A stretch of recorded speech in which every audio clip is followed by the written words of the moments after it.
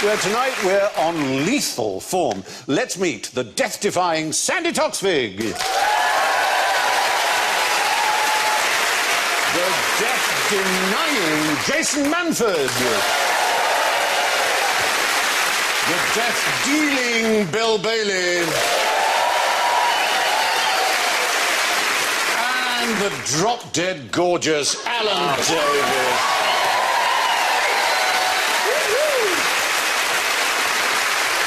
At least 1 out of 100 has to be complimentary. That's very kind. Yeah. Now slay me with your buzzers. Sandi goes. Jason goes. Wow. Wow. Bill goes.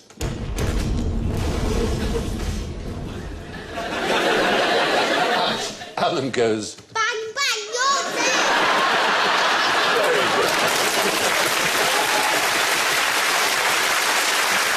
So, before we start, I have to remind you we have in this series a spend a penny round because of L.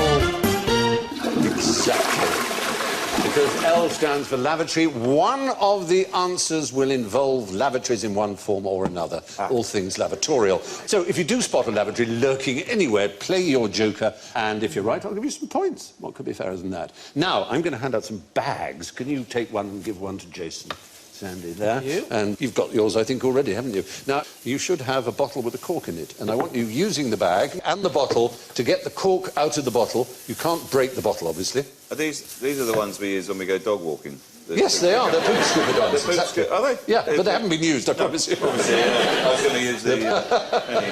The people near me have started... Does this happen near anyone else? They pick it up, put it in the bag, and then hang it on the tree. Does that happen anywhere else? Leave it hanging on a tree. Christmas decoration. You know, It's like a really shit Christmas tree. yeah. I think that's a Salford thing, Jason. I think so. Wait, Sandy's looking promising. That's definitely the right idea, is to blow down the bag, but try, I think you need a little bit more down the bottle. More, as much of it as you can get. You might use your pen to push, as long as you don't tear the bag. Oh, it's exciting. I don't know what I'm doing. No. All right, that's my catchphrase. I'm just copying what Sandy's doing. Sandy. Oh, Sandy, yeah. Line it up. If you can line it up, it's going to go, I think. If you can, it's so close. Oh. Look, we'll show you. One of our researchers, Zara, she managed to do it, and we shot her doing it, so have a look. Shot her. Watch. There she goes. If you succeed, we will have to shoot you. There she goes. And she's just blown up it. A little bit. There he goes. There. Well done, Zara. Now. Oh, nearly. Oh, nearly. You didn't blow enough to provide enough suction. That's the key. Oh, you have Get the bag. Don't panic, Mr. Mannering. Blow the bag. We used to blow the bag. We'll get it out, Mr. Mannering. We'll blow the bag. Don't worry, Mr. Mannering.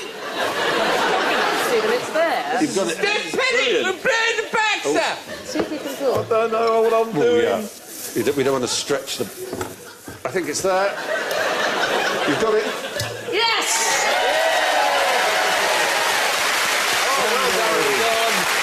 Brilliant. No, you haven't got the pressure there. OK, pop and water.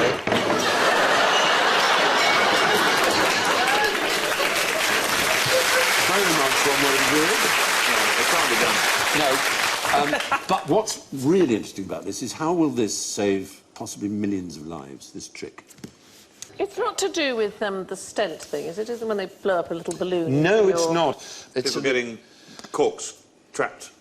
It's not really going to save that many lives. It might save a lot of distress to people who want a cork out of a bottle, but it's not really. Is it inside the penis? Can we just clear that up? No, it isn't. Is it up the bum hole? No. In the ear. People People sticking corks in their ear. No. Is it a common condition? It is, in the third world especially, a very common condition, and one that causes millions of deaths a year. And that's childbirth fatalities, because of breech births and being stuck and so on. And it took an Argentinian mechanic who saw a video clip of the trick. His name was Jorge Odon, and he thought, that His would be name really was good. Corke. No, it was Corky. George in Spanish. Yeah, okay, I like sorry, that. His name was Corky. Corky O'Don. And he thought that would work on babies. There's already a sucker is used. Yes, but I just want to be clear. So you're having trouble giving birth, and a mechanic comes along with a plastic bag, pushes it in, and then goes, "I'm just going to blow." That's pretty much... Don't worry, I've seen a video. It's exactly what And the obstetrician he showed it to thought that he was on some hidden camera show and that it was a trick and that he was going to be made an idiot of. But he realised that it was a fantastic idea. Because before then, do you know the device that is used to try and pull babies out? Or the forceps. Well, the forceps is the really old one, It's but like the a more plunger. common one now is the one on the right. It's a sort of a sucker thing. It is a isn't sucker, but it has a particular name. Ventouse.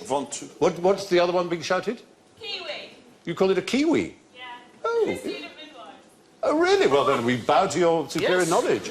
Midwifery is a good thing. Midwifery, it sounds a bit like a sort of not very noxious fart, doesn't it? Midwifery. Jolly. Can I just say, Stephen, you were up until then being so sensitive. Yeah. Your job sounds like a fart. O'Don's method inserts a plastic bag, just as you said, into the birth canal, under the baby's chin. Air is then pumped in, inflating the bag gently around the baby's head. No danger of suffocation. Why is that? Because they're not breathing yet. Because babies don't breathe in the womb, exactly. Yes. The baby is then safely pulled out without the damage of bleeding forceps, and we can see that. Not in real life, I mean. All right, yeah. There you go, and that's the suction power is on a little calibrated thing, you see. And you, again, take it away, and it's exactly the same principle. Thank you.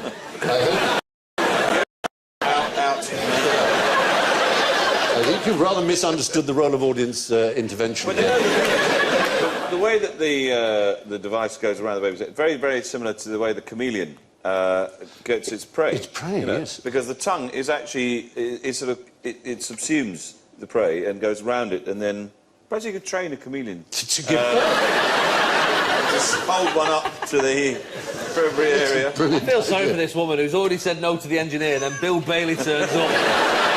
What about the chameleon? Well, she might not be able to see the chameleon if he's been hanging around for a while. That's true, yes. Well, that would take the stress out of it. It just looks like your arm. Yeah. Oh, well, what's this? It's just a pattern shirt. Yeah, it's fine. And then it runs up a tree with it. Yeah. It's raised as a chameleon. It's not a bad thing. Yeah. Everything you said about this, why a mechanic... As Dr. Merialdi of the World Health Organization said, with 5.6 million babies a year dying, he said, for many years, almost centuries, nothing has advanced in medical science in terms of the delivery of babies, which is a natural process. But it is also a mechanical process. So perhaps it's not surprising that it's a mechanic who saw a way through to easing it. And I love it because it's so simple. It is so simple. Yeah. It's kind of palm smacking, isn't it? A lot of doctors and obstetricians would have thought, wow. One of the great advantages, of course, is that throughout the Third World, midwives and nurses can use it without the presence of a doctor. It's incredibly simple to learn the technique and very, very cheap, as long as you sterilise everything, obviously, which you would anyway. So, good news. Well done, Corky. A car mechanic there, yes, from Argentina, will save millions of lives with the cork in the bottle trick. Suggests some lethal uses for a laptop. Oh, some Smart bombs, guiding smart bombs. Yeah. Hitting people over the head. Damn it, Chloe. Yeah. That was like he was in the room. Well, just happened to have been working with him, that's all. Please. Is he nice? Please tell me his name. He's an incredibly nice guy. He really is. Everyone adores him on the set. Kiefer, this is. Kiefer. Yeah. Kiefer? Kiefer. Kiefer, yeah. Oh, Kiefer. Oh, yeah. Yeah. What's he doing? Anyway, he's always on laptops. I don't know what you're talking My about. favourite when he talks about... 24. Oh. When he talks about parabolics. That was... Where are the parabolics? I'm like, have you seen parabolics? That's what it sounds like. Parabolic. Is it still going now, 24? Then? Yes. I mean, I played the British Prime Minister. What kind of Prime Minister were you? Well, it was non-specified in terms of party. But were you very like sage? Almost every Prime Minister we've had for the last 20 years.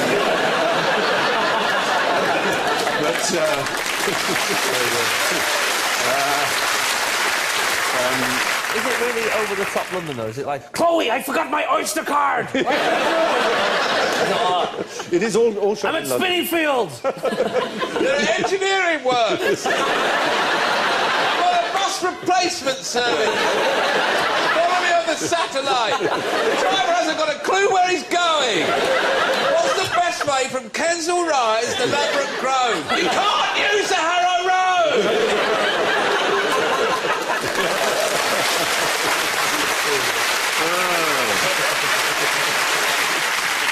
I've forgotten what the question was. Oh, yeah. Yes, lethal uses for All right, a so laptop. hitting people over the head. You can, leave it on the rear parcel shelf of a car, and you stop too quickly. Then, Yeah. You know. I know this because I went to one of those, speed awareness courses, and this is ex-copper, and he went, he goes, he was trying to scare everyone, and he went, this lady driver had a laptop computer on the back. Mel Smith was in it. It was, he talked like that. He had a laptop computer on the back. It's very Mel Smith. On the back shelf, and she stopped too quickly, took her head clean off. Took her head clean off, like a knife through butter. And there was a dear old lady next to me who'd been caught doing 31 miles an hour in a built-up area. On a tiny little scooter thing. On a moped. I can't stop! You'll have to go to a work. Yeah. She went this way, and she grabbed my hand and went, oh, my God! Like that. And, of course, I can't imagine it. No, actually, we're in Australia, and it's a program that's written on the computer. A virus. It's nothing to do with the Wi-Fi, is it? Is that... Do they No, it's a specific program written by a specific person in order to help someone do something that will end their lives. Is it some euthanasia It's a euthanasia program, yes. There's an Australian doctor called Dr. Death, obviously, as they always are, and he's rigged up this injection system to a laptop, and you have to answer 3 questions. You have to be sane and smart enough to answer the 3 questions, yes, positively. Do you know what they are? Yes, I have them for you. OK. 1. Are you aware that if you go ahead to the last screen and press the yes button, you will be given a lethal dose of medications and die? So they're not difficult questions. No. Also, I thought it was going to be things like... They are not. I What scroll year through- was the I Battle scroll- of Cressy? Yes. Yeah. I scroll through a lot of these and just press accept. That's my worry. Yeah. Terms and conditions. I've read them. Terms and conditions. Terms and conditions. The second one is, are you certain you understand that if you proceed and press the yes button on the next screen, that you will die? That's just very clear. Yeah. So you press Then yes it says- again. Yes, Are on you the sure? third screen. You sure? Come on now. In 15 seconds, Have you seen the word you die? will be given a lethal injection. Press yes to proceed. It's that simple. That's heavy, man. Yeah. And where'd you get it? Amazon? No. But I mean, I suppose it's that if you made the decision, then it's finding the. I found a very odd. I didn't know this was a rule recently. I always get headaches when I'm on tour, so I thought, well, I may as well just stock up on paracetamol because I go for a couple of nights. So I tried to buy about 48 packets of paracetamol. No. There they are. That'll kill you. And obviously I wasn't going to take them all at once, but obviously there's a They rule. don't know that. You're only allowed to. But I just thought to myself, that's saving no one, is it? No one's got to that point and gone, oh, can I not? Oh, I'll stay alive then, thank you very much. I go into a newsagent's and order a bottle of vodka and they give me a quarter one now. There's bad things about me. Although there was a moment when the woman embarrassed me in front of a queue of people where she said, I can't sell you that many paracetamol. And I went, oh, why? Why is that? And she said, it's in case you kill yourself. She said those words to me. And this was my panic. I went, what? But there's a load of freezer stuff in there. Like, that was my actual...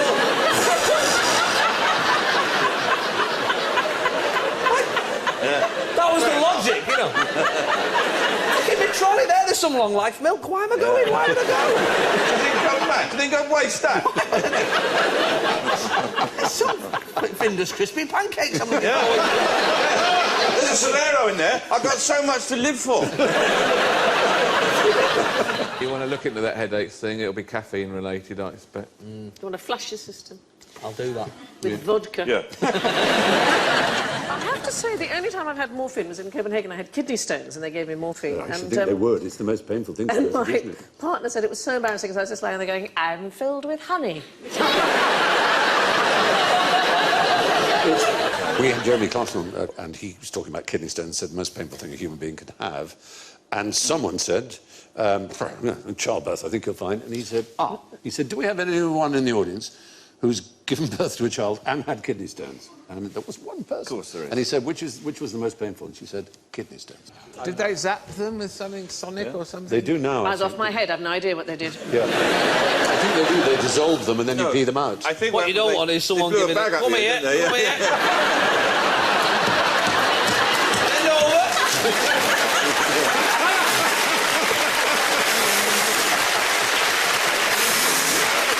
Just get this chameleon, just line up your entrance. Well, what about suicide booths? Where do they exist? Have you ever seen or heard of them? Soylent Green, a Harry Harrison novel that was a great movie. There are suicide booths there, used by Matt Groening in Futurama, rather wonderfully. So would you just pop in and kill yourself? Yeah, there are 3 modes of death in Futurama: quick and painless, slow and horrible, and clumsy bludgeoning. So when you just put a, 50p in or something. That's the idea in science fiction, that people will want to do that. Yeah, euthanasia becomes not just a, a right, but a sort of... Bit of a laugh. Fuck it, Yeah. I like a photo booth, though. Yes. They've got that retro, Instagram type thing, We've sort of gone revert... Because the photo is getting so perfect, we've now gone to a point where we're going, let's get Instagram and make it a bit worse. I'm going to do an app where you just put, like, your dad's thumb in the top corner. Yeah, exactly. Remember this? They used to say if you look like your passport photograph, you're probably not well enough to travel. It's a very good theory, I like that. The very first job I ever applied for on television, it said you had to send in your CV and your photograph. And traditionally in show business, it's a sort of an 8x10, used to be an 8x10, rather glossy thing. Right. I didn't know that. I went to Victoria Station and the stool was stuck down low. So honestly, I sent in a photograph of the top part. Top of my head, and they thought it was a joke, so I got the job. Wow.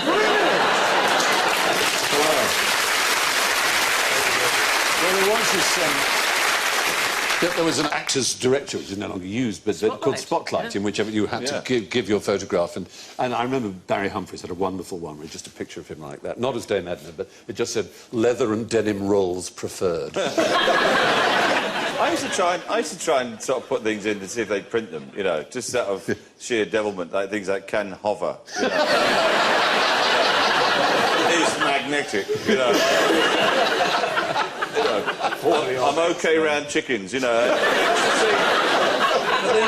never printed them. They just probably just silly man. Yeah. We'll hover on demand. Yeah. Anyway, yes, this happy little fellow is about to kill himself. How? You recognise that? It's about to kill himself. He is, by doing something which nature impels him to do, which is a suicidal thing to do. Fling himself off a cliff. Throwing himself off a cliff. I thought, well, why not? Yeah, get that one out of the way. We thought it might be a lemming, and anyway, lemmings don't, of course. But no, they don't. No, it's not a lemming. It's in fact not a rodent. Is it not? Is it a marsupial? Is it a marsupial? It is a marsupial, yes. It's a bit of a convergent. How do you do that? It's a marsupial, and it's called an antechinus. Antechinus? Well, what are the natural things? It's either going to eat something, or it's going to drink something. What do animals live to do? They live to eat in order to survive long enough to procreate, to pass on their genes. So is there some naughty sex thing that It's about to have sex, and that is, for it, suicide.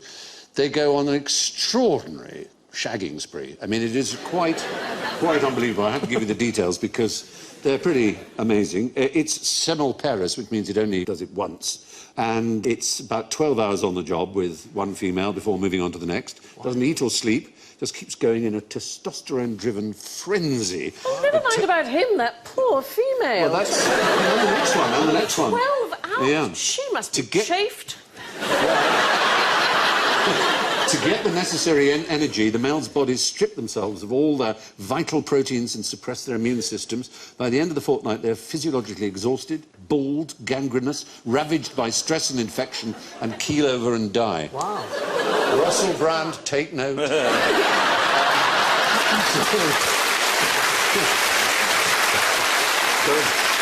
It's pretty grim. It sounds like Henry VIII at the end of his life, doesn't it? It does. Somewhat. It is, you bet. Does this happen only once, then? Yes, semel parus once is that. So they're dead before the children arrive? Very much so, and that, some people think, may be the reason. Just to get out of childcare? Yeah. Get out of bed, the thought of it. Or if you give it a better gloss, it's in order to leave more food for their children. So 12 hours and then another 12 hours? Yeah, this lasts for a fortnight, apparently. Yeah. Wow. 2-week mating season. There's somebody in the audience remembering a Spanish holiday. Candles, 1982. Oh, that was a party. But they aren't the only marsupials with a suicidal sex drive. There's also marsupial cats, which have a wonderful name. Very good for Scrabble. Quoll. Quoll? Q-U-O-L-L. quoll. Very good Scrabble word. There's a little quoll. And these are all Australian. the female northerns, yes, are subjected by males to bouts of copulation. Put here, that can last 24 hours with plenty of biting and screeching. They soon get their own back, though. The postcoital male lose weight, become anemic, their scrotums shrink, their fur falls out, and they get infested with lice. Within a week or two, they die like their mousy cousins, martyrs to their genes. Wow, horrible. It's grim, isn't it? I mean, the thing is, even if that was in humans, I think most men would go, may as well, like... Yeah, 24. I'm here now. It's worth it. What a day. And all the females are sitting around and going, don't worry, they'll be gone in a minute. I presume they don't know it's going to happen to them. Well, no, they presumably don't. They'd have no sense of the impending. There's no 3 questions. Will you have Because sex? they never knew their father. You will die. Press yes. Are you sure you want sex? Yes. Definitely. Oh, yes. There's a picture of somebody who's had sex. Their father, unfortunately, isn't there to tell them. By definition. So they're railroaded into this just programmed. self-destructive shagging frenzy. Programmed. Deeply programmed. Now, if you had to fight a duel, which weapon would you want your opponent to choose? A, hot air balloon, would that please you? B, a billiard ball? C, a sword? Or D, a sausage? Sausages are fairly non-lethal. You'd See, say I would sausage? think you could get terrible food poisoning Yeah, from the sausage. Yeah, but... Or if you had them in a string of sausages. Yeah. I don't know how you'd use the hot air balloon as an actual weapon unless you land on somebody. I don't know how you... Well, the rules were that if you challenge someone to a duel, the person you challenge can choose the weapon and the place. So if you choose a balloon, you're choosing... the balloon. They can choose a gun and a balloon. Right. Which is, you can pretty much work out what could therefore happen. Yeah. And you would draw straws as to who shoots first.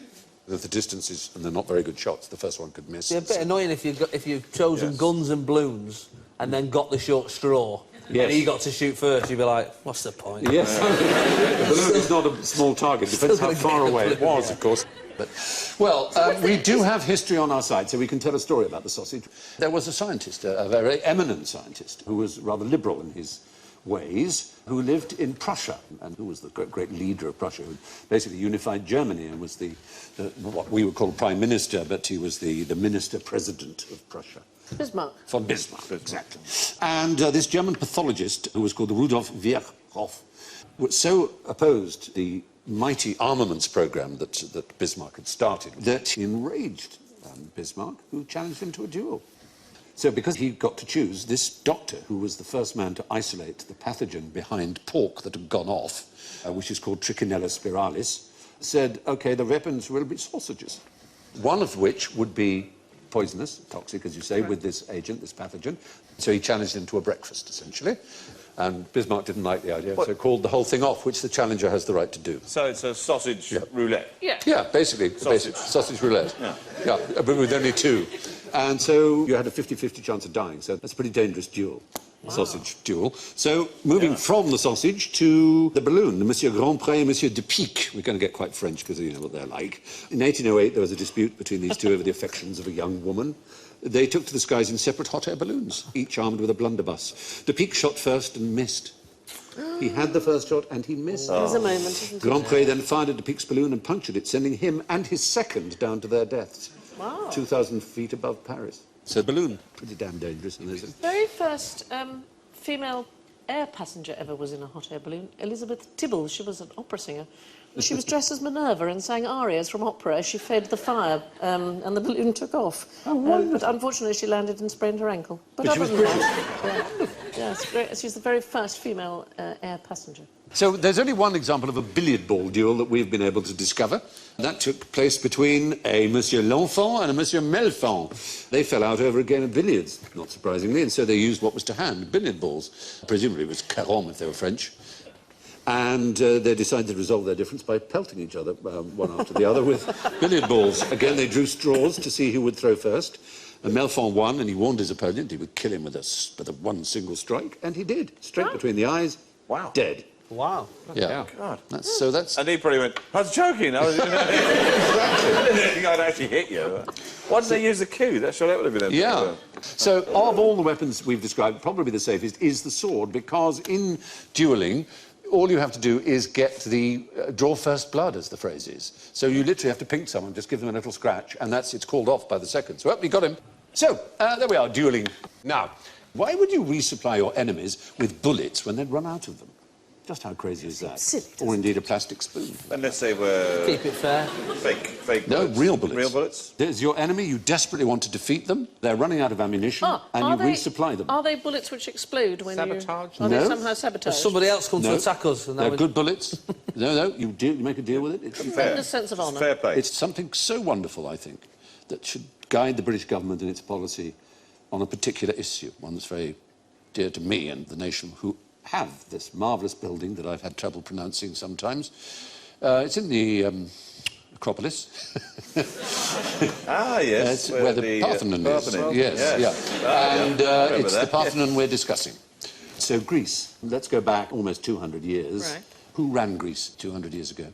Turks? Turks, the Ottoman Empire. And there was a big movement to free Greece, led by Greeks, but also by some Britons, notably Lord Byron, who died there. And by 1820, they'd got quite a grip on the colonialists, and they'd pushed them all back up the Acropolis. And there they were, in the Parthenon, that wonderful building. And the Turks were firing, and they ran out of shot. Now, the original builders of the Acropolis were extraordinary architects. And they joined together these 70,000 pieces of marble in a magnificent way. They put in sheets of lead to protect it and the bits of iron staple and lead to keep connecting together the marble. But then, in 1820, when the Ottomans were defending it, they started to use these lead sheets to melt them down to make shot.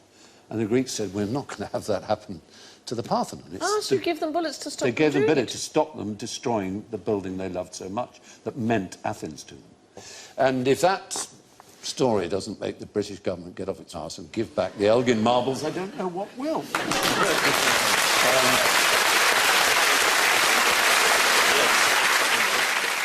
If we do that, do we have to give back everything else No, as well? no. Because we've got lots of stuff, haven't we? No, that's the slippery slope fallacy. It's the first fallacy of logic, and it just doesn't play.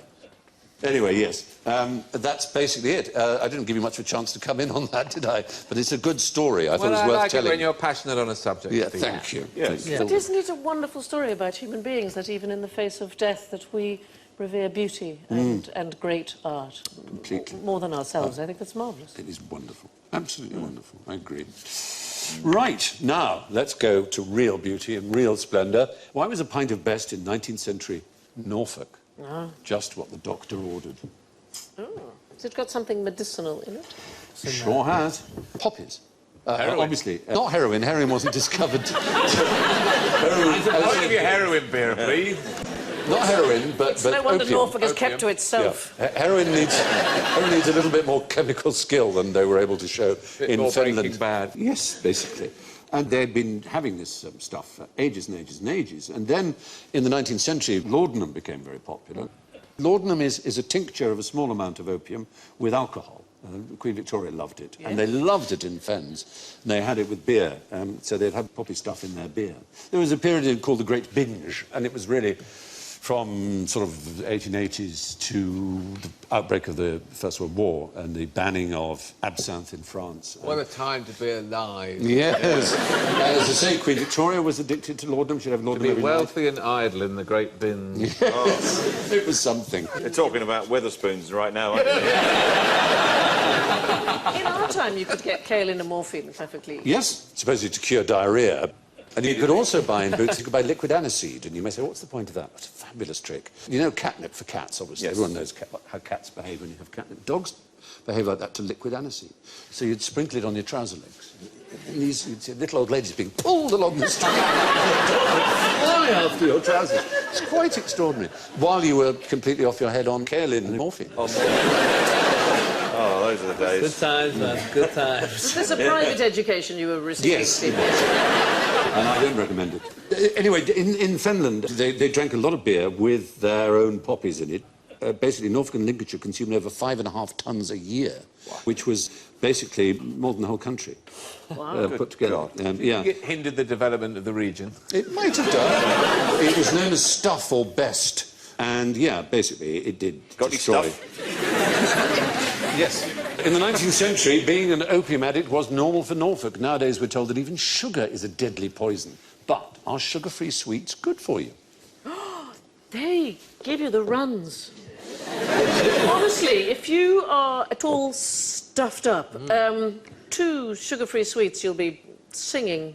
It's I don't know why. Well, I ought to warn you that you have missed your spend a penny chance. That was it. Because it's all about... It's too late now. Oh, yes, of course. Oh, never mind.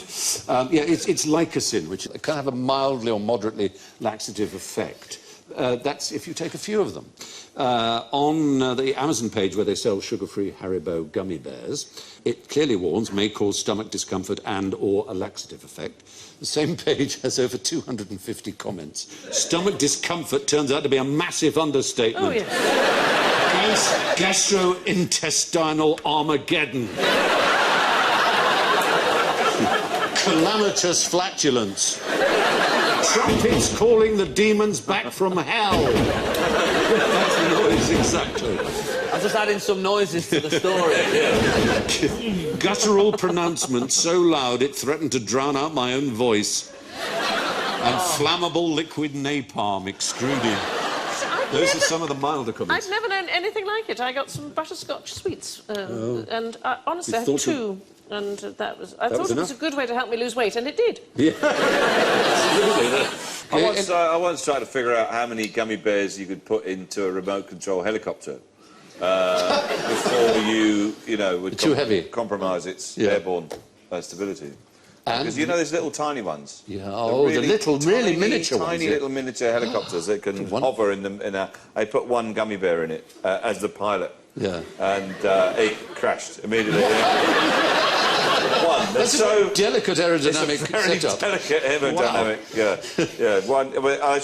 Yeah. I put him in the pilot seat really, and it went over like that. Whereas I should have put 1 on each rail, and it would have been fun. I know that now. But thanks for passing it on. Yeah, no, that's fine. Good. And now for the lethal concoction of toxic misapprehension and venomous disinformation that we call general ignorance. So fingers on buzzers, if you please. Right. Name a non-venomous snake. Yes. The grass snake. Oh, what? We thought you might say that. Well, clearly. Yeah. Somebody's very quick on the timing, otherwise. All venomous, but just not very. Yes. All snakes are venomous. Recent discovery by a man you know you can trust because of his name. He's called Professor Brian Fry. University of Queensland. And in 2013, he showed that even snakes that kill by constriction have venom in them, and it's been repurposed to create a sort of lubricant to help swallow the huge things that constrict to swallow. Wow. But it still contains small quantities of venom. Fry comments, I find that very odd saying that. Their toxins are the equivalent of a kiwi's wing or the sightless eyes of a blind cavefish, defunct remnants of a functional past. And he showed that the world's largest lizard, which is... Komodo dragon? The Komodo dragon, yes, kills its prey with venom, which we all thought beforehand that it was killed with sort of bacteria, that it just basically bit it and it had such disgusting slobber that the thing caught infections. Yeah, but they actually envenomate. It seems so, yeah. The small fangs at the rear of a grass snake's mouth do actually spit out at you, and it'll hiss and they'll strike, and you will get a small itchy infection, envenomation, as you say. Right. So there you are. That's weird and surprising. There are no non-venomous snakes. They all have venom glands. How fast was the fastest mass extinction? How many years? I'll give you. Yeah. The Liberal Democrats.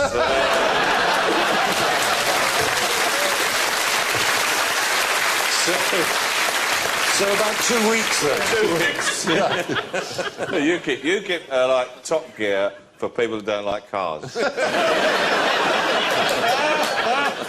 Very good. Of thousands? Are we talking about thousands? Thousands, yeah. Thousands, oh. Yeah, it's talking about thousands. It happened 252 million years ago, ending the Permian period. It's known as the Great Dying. It sounds rather Star Trek, doesn't it? Oh. The Great Dying. So what, sort of 5,000 years? 60,000 years. 3,000 years. But there have been about 3 of these mass extinctions? 5? Well, yeah, supposedly we're in the 6th. We're in one at the moment. I mean, forget global warming, just simply by the way we're destroying habitats. Eating them or running them over. Yeah. Or simply just competing for space and not giving them, you know, monocultures, biodiversity. And it's a staggering number a day, isn't it? Oh, it's a huge number a day. It's horrifying. And, Yeah. Now, Alan, would you take a bullet for me? Yes, Stephen. Oh, thank you. Very good.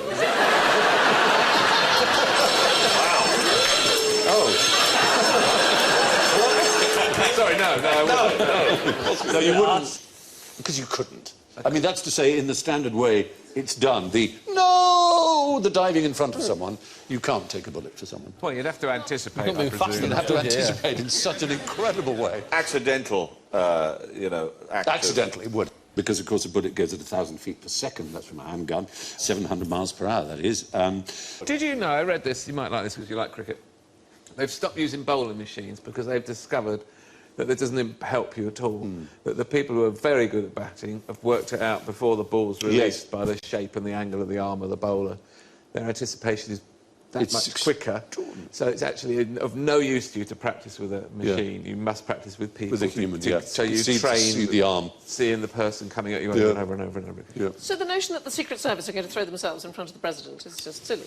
Well, it has happened. It happened in the case of Only John Clint Hinckley, who Yeah. had a pop at Ronald Reagan in 1981. That's it, exactly. This is how I would do it. I wouldn't use my head. No, very sensible. I'd use my arm. Your arse. My leg. I would use that. I would use Bill. I'll get it out for you, Alan. Here's a Hold that bag, I'm taking it home with me. why do people fall over when they've been shot? It's just been shot.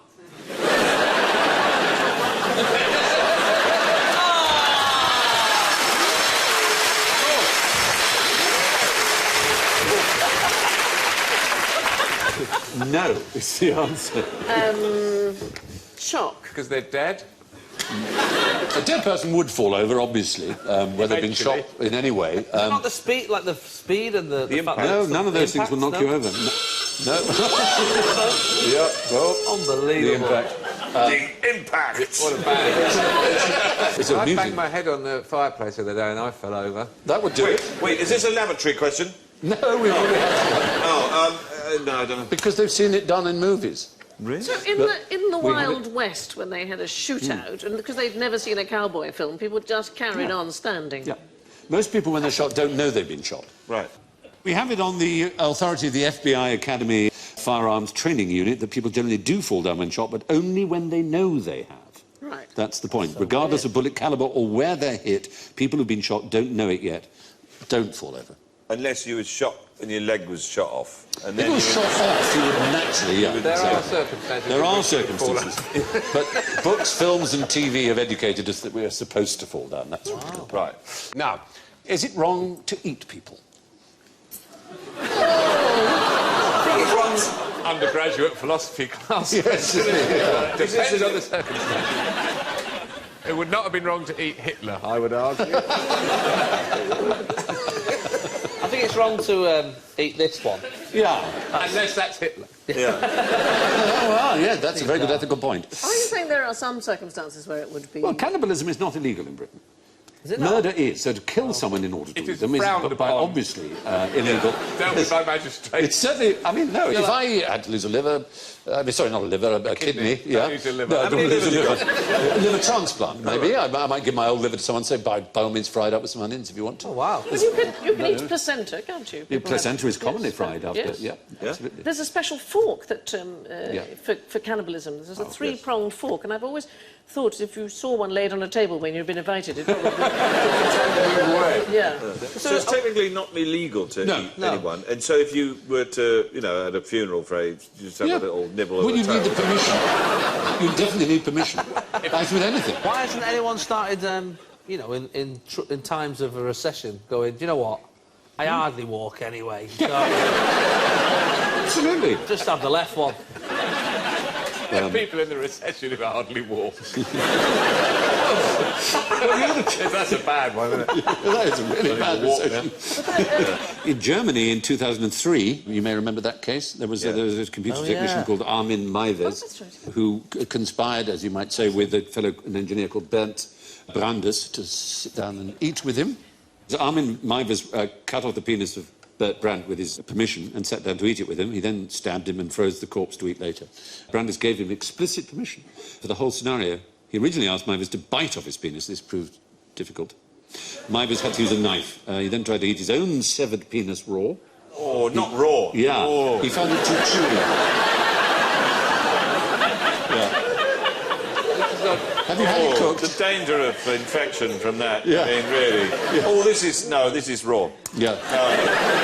Another fire pot on the grill. Yeah. They fried it in salt, pepper, wine and garlic. Oh, well, that's all right. Yeah. Not a little bit of curry powder. They tasted it and agreed it was overdone, so fed it to the dog. He then killed Brandes, hung up the body on a meat hook and proceeded to eat it over the next 10 months. He was found guilty of a sort of killing on demand, but then he was retried and convicted of murder. Did he go to prison or to some secure location? He was locked in a happy eater for the rest of his life. According to the law, eating people or bits of people is not wrong. Which brings me to the grisly business of the final scores and how interesting they are. Way out. Well, not way out, but slightly last, I'm sorry to say, with -19, is Jason Manford.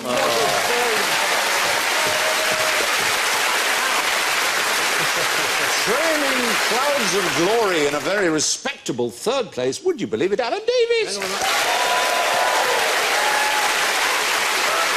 Second, with -8, Bill Bailey.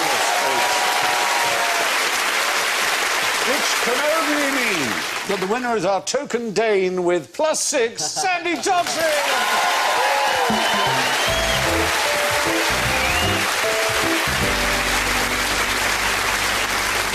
And with that, it's a big thank you and good night from Sandi, Jason, Bill, Alan and me. And we leave you with the last words of the poet Richard Savage, who died in 1743. I have something to say to you, sir.